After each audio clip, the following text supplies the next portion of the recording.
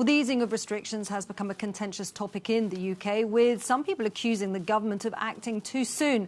Well, let's speak to Dr. Bharat Pankania, who is a senior clinical lecturer at the University of Exeter's Medical School. So what's your take, Doctor? Is it too early to ease the restrictions, or is this decision being taken at the right time? I think it is early. The parameters for lifting it clearly indicate to us that we have got viral activity in the community. We have new cases in the community. And on top of that, our testing and contact tracing systems are not fully operational. And we heard the chief scientists and the chief medical officer say so, that the contact tracing and the testing systems are getting better by the day. Yes, they're getting better by the day, but they're not at their best just yet. And they gave a lot of caution that we need to be careful despite lifting the lockdown measures. So all of that is there in the subtext that it is a bit early to lift the lockdown. OK, so if it's too early to lift the lockdown, in your opinion, then what is the risk to the populations in terms of resurgence of COVID-19?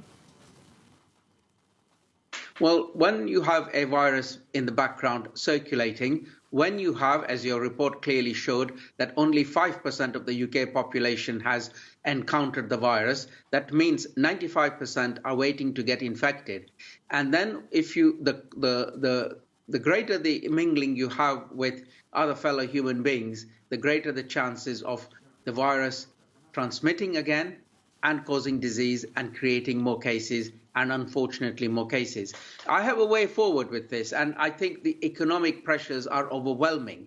So my new advice is identify the people at risk and sequestrate them, remove them from circulation and shield them properly, and allow the under 60-year-olds, fit and well, otherwise people, to restart the economy, but look after the people that need shielding.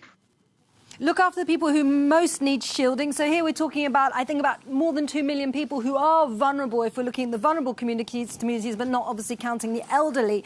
But how long will that last for them? Is there any end in sight? No, and we don't know the biology of it, and this is a global event. So all we can do is, instead of saying, lovely days have arrived here, everything is open July the 4th, you say, listen, there are people who are at vulnerable stage in life, and if they were to get infected, they could be severely ill and some of them will die.